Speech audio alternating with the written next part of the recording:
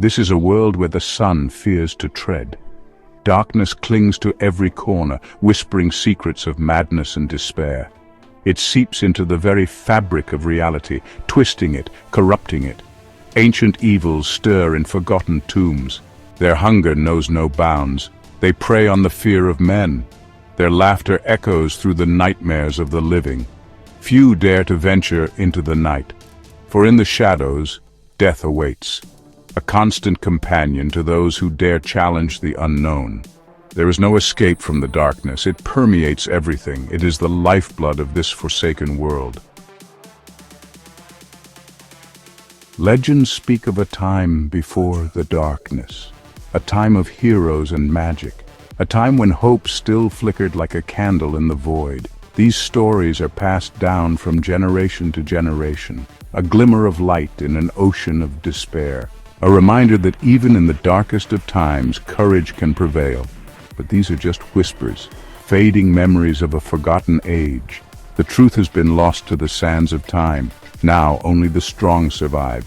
They fight tooth and nail against the encroaching darkness, their resolve tested with every passing moment.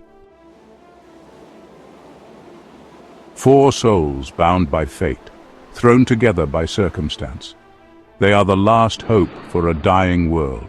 Feldrin, a grizzled warrior, his face etched with the scars of countless battles. Fyrus, a young warlock, his powers still raw and untamed. Jontil Cyclopser, a cursed knight of St. Yeders, his loyalty as strong as granite. Haldor, a wise cleric, his faith tested by the horrors he has witnessed. They are the crew of the Seacrest, a Viking longship, weathered by storms and the passage of time. Her sails white with black stripes, her hull scarred. But she remains afloat, a beacon of hope in a sea of despair. The storm had been relentless. It tossed the Seacrest like a toy. Waves crashed over the deck, threatening to swallow them whole, and then silence. The legend of King Skorgald, a tale whispered in hushed tones, a story of greed, betrayal, and ancient curses. Skorgald, they say, was a mighty king. He ruled with an iron fist. His lust for power knew no bounds. He amassed a vast fortune, gold and jewels plundered from conquered lands. But his reign was not to last. His own brother, driven by envy and ambition, betrayed him.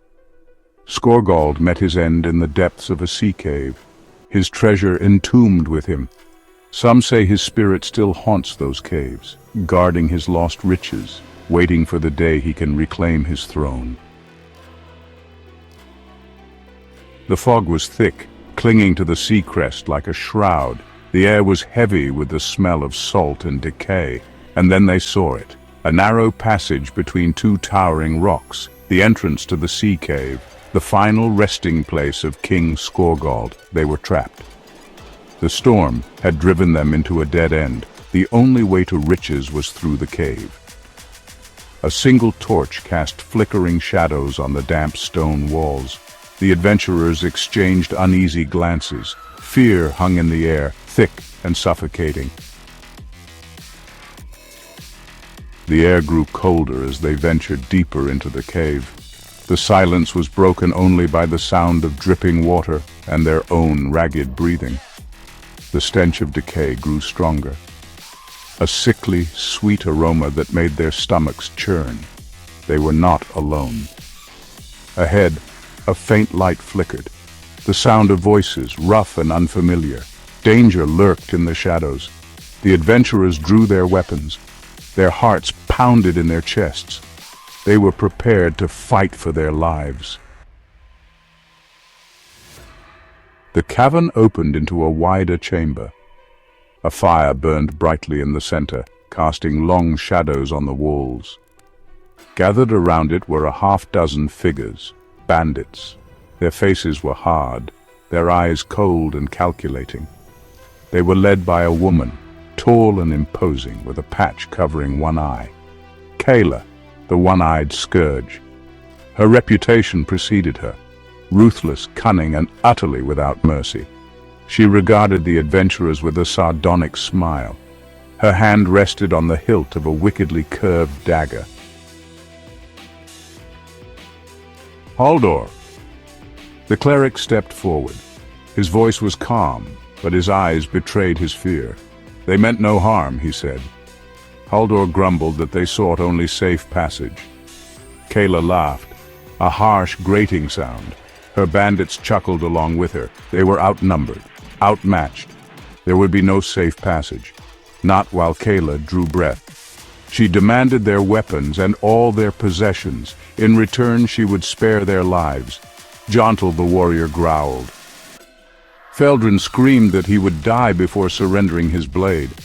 Fyrus muttered something about hidden daggers. The air crackled with tension. The first blow was struck. Steel met steel in a shower of sparks.